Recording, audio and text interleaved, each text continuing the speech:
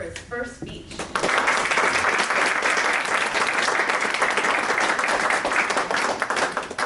Good afternoon, fellow Toastmasters and guests. So I have to imagine that everybody at some point down the road or in the past has said, I'll never do this, I'll never do that.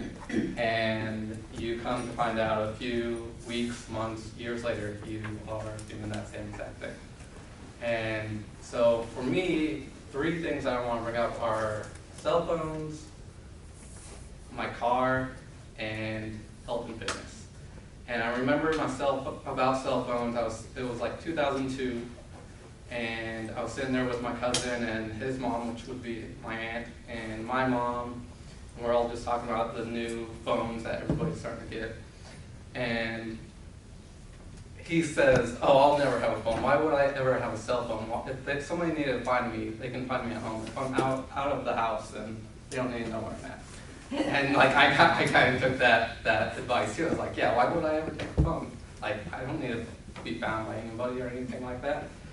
And the next thing we also brought up was texting. Like, why would we text? It don't make any sense. Like, what? Just call them. It'd be over in 5 seconds, and you're not texting back and forth, having a 5-minute conversation through text, which would only take a minute or two.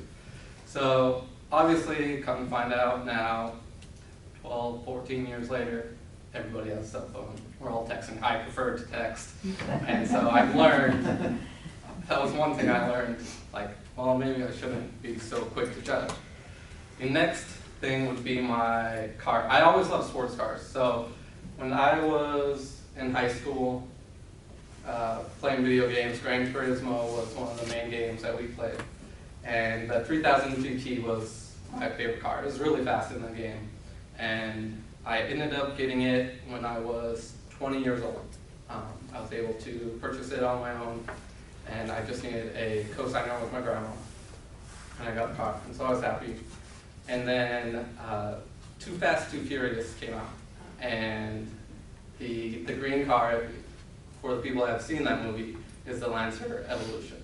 And that really sparked my interest, and I was like, that's the car I want to get. It's all-wheel drive, it's 4 cylinders, has turbo in it, so it's lightweight and still can get up and go. And so I set this goal. This was probably 2009, 2010. I was like, I want to buy the Evo. And so at that point I didn't know how to drive a manual. And so I bought a 93 Honda Civic with 220,000 miles on it for $800 and sold my 3000 GT. And then I drove that Honda Civic, saved up money for a year, and then here in Arizona, when I moved down here, I was able to buy the car in 2014, right after taxes. And I got the car, and I was so happy, so thrilled, and I thought it would really turn me into a car guy. Like I'd really get into like tinkering with it and making it faster and all that other type of stuff that goes on. And the clutch went out.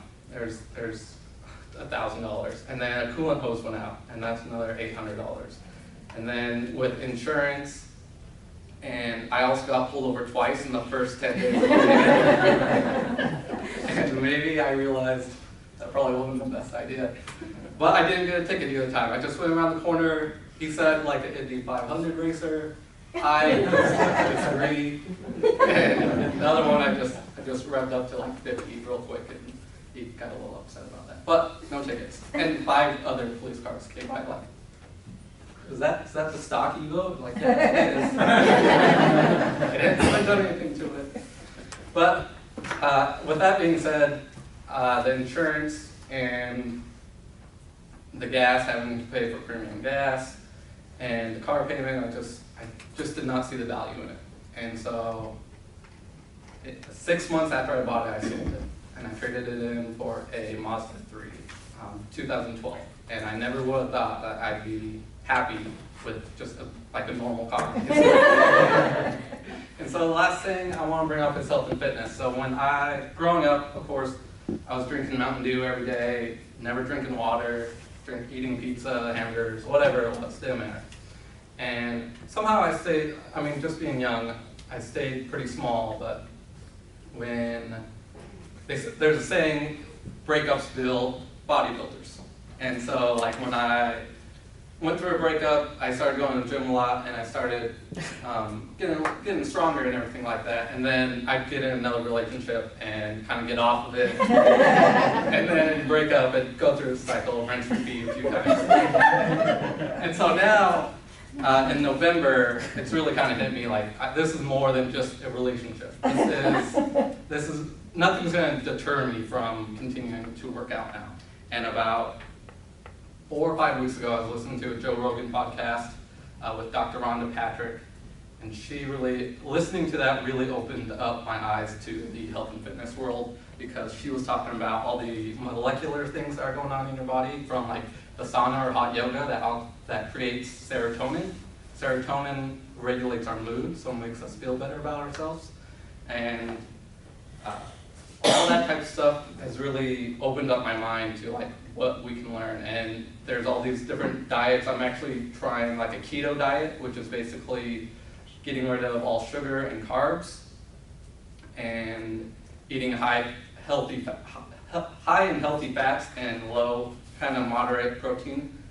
And that is to get your body to start using fat as energy instead of glucose, which is carbohydrates. And so I'm just starting to learn all this stuff, but I'm on the verge of getting my bachelor's degree in accounting in a day or two here, once the final capstone gets turned back to me. But I'm starting to realize I might want to go into health and fitness and become a personal trainer now. So, moral of my story is never say never. You never know what may happen in the future, and just be open to new things. Thank you.